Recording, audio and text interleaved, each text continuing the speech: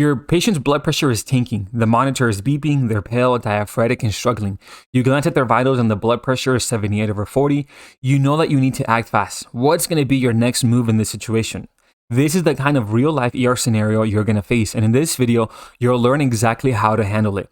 You'll know when to use fluids versus vasopressors and how to take quick, decisive action so you're not caught off guard when this happens in real life. I'm an emergency nurse who's worked in the trenches of the ER for years now. I know how stressful and overwhelming it can be, especially when you're new.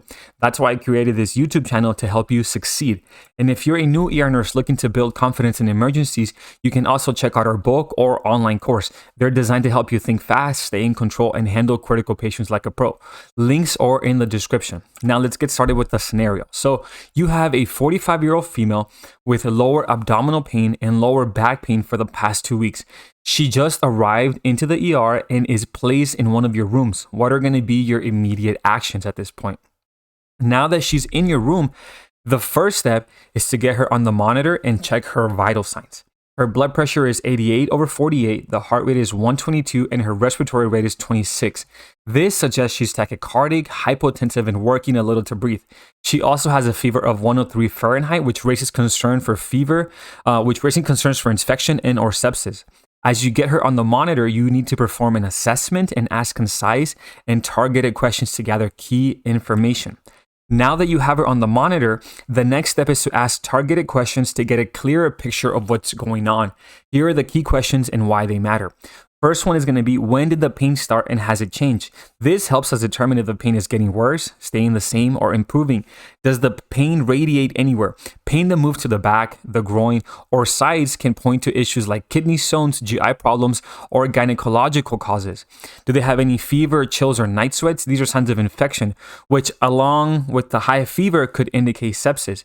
Any nausea, vomiting, diarrhea, or changes in urination, these symptoms can help figure out if the cause is coming from the kidneys, the bladder, or the GI system.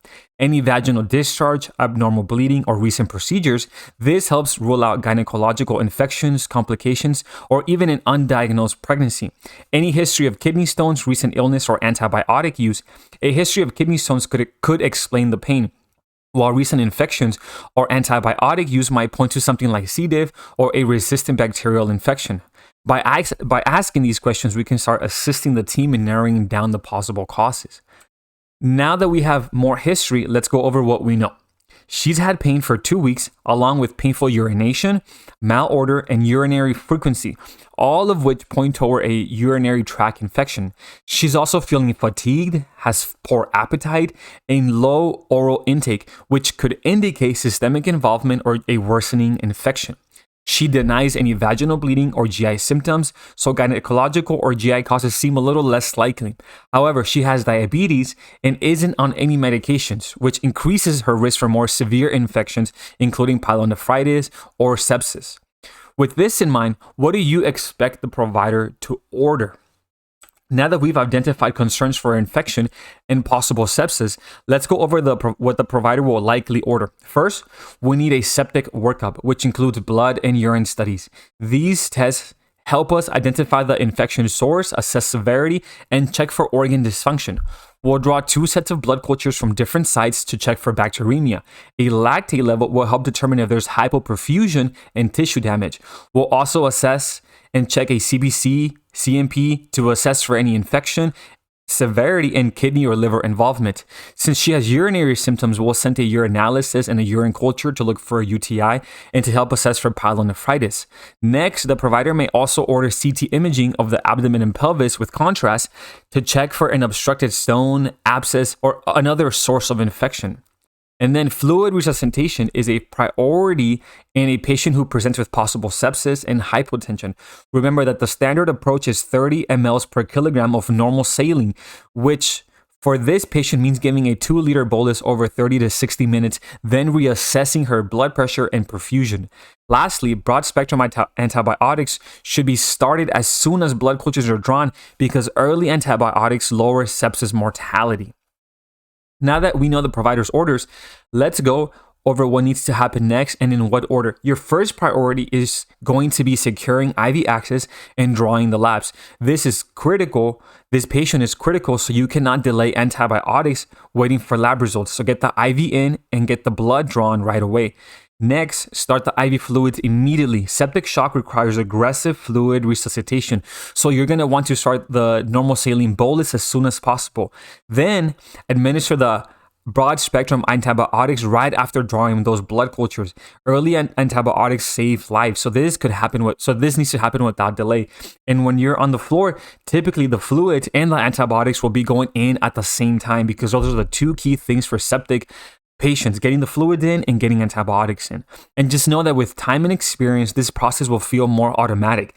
You're going to be able to get the patient on the monitor, ask you questions while setting up and moving directly into IV placement and treatment, all in one smooth and efficient workflow. But again, it does come with time and experience.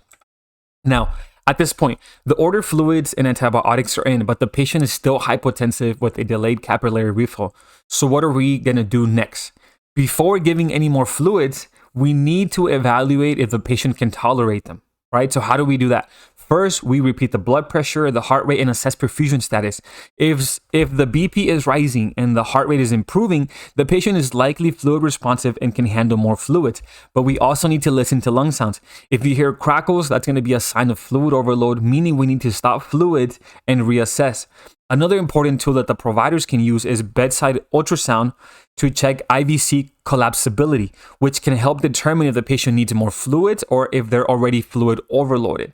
And then another quick test that you can do is a passive leg raise. If temporarily raising the legs increases the blood pressure, the patient may still be fluid responsive. Just know that you must be extra cautious when giving fluids to patients with heart failure, dialysis, and liver failure, as these patients can rapidly go into volume overload, creating a whole set of other problems for them. But again, just remember, were the vital signs a little responsive in the beginning? Has the provider checked for IVC collapsibility with ultrasound? If you do a passive leg raise, does the BP come up? Those all point and can help you assess whether the patient needs more fluids or not, or if they can tolerate more fluids or not. Next, before moving forward though, it's important to stop and reassess every once in a while. So for this patient, is the full workup actually being carried out? By this, I mean, if we're not following through with the tests and imaging, we're essentially just guessing, which can delay critical interventions. For example here, has this patient gone to CT yet? If they haven't gone to CT yet, we need to make sure that it happens ASAP, because the source of infection matters and treatment won't be effective without proper diagnosis. We're just guessing at that point and throwing the best that we have, but we're not addressing the actual cause. We're not finding the source of the infection. So at this point, we've given 2 or 3 liters of fluids, but the patient's BP is still low and their MAP is below 65. This tells us that fluids alone aren't enough, and it's time to start vasopressors. The first line vasopressor for septic shock is norepinephrine, also known as Levophed. This is because it's a potent vasoconstrictor, which helps improve BP and improve organ perfusion without causing much tachycardia like epinephrine or dopamine can. Now, an important point, can norepinephrine be started peripherally? The answer is yes, but only in emergencies, and it should be a short-term use via large bore IV, preferably in the AC or the upper forearm. However, it's important to switch to a central line as soon as possible to avoid the risk of extravasation and tissue damage. Now, you have vasopressor started, and we need to continue monitoring the patient's response and looking for signs of improvement or deterioration. Now, let's say that at this point, our patient is on norepinephrine, but their blood pressure is still low, remaining low at around 90/50. This means that we need to add a second vasopressor. The preferred second-line vasopressor for septic shock is vasopressin at 0.03 units per minute IV. So unlike norepinephrine, vasopressin works through a different pathway. It's a non-catecholamine, meaning it improves vascular tone without increasing the heart rate. The one key thing to remember is that unlike norepinephrine, which is titrated based on the patient's response, vasopressin is a fixed dose and it stays at 0.03 units per minute and is not titrated. So just know at this point now we have 2 vasopressors. And now that the patient is on vasopressors, there's other things that we need to ask for to help manage this patient better. First, a central line should be placed because vasopressors should not run peripherally for a long time because they come with the risks that we talk about. A central line also allows for multiple medication infusions, blood draws, and fluid administration, right? Next, the patient also needs an arterial line, especially when you have two vasopressors. This is because BP cuff readings are not always accurate in critical ill patients, and continuous BP monitoring is essential. An A line makes it easier also to draw frequent labs such as lactate levels and arterial blood gases. That becomes way more important if the patient ever needs to be intubated. Meanwhile, after we're doing all this, the CT scan results are back and we now have our source, right?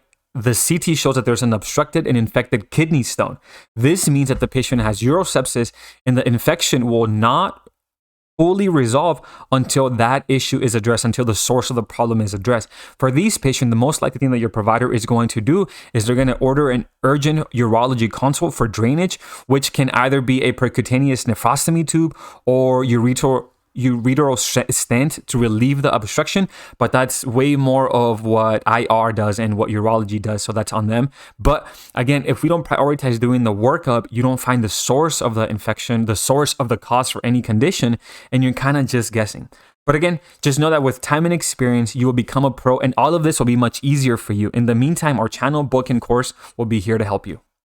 The ER can feel overwhelming, especially when you're new. I know how tough it is, trying to keep up, worrying about making mistakes, and feeling like you're always behind. That's exactly why I created these resources to help you gain confidence and take control faster.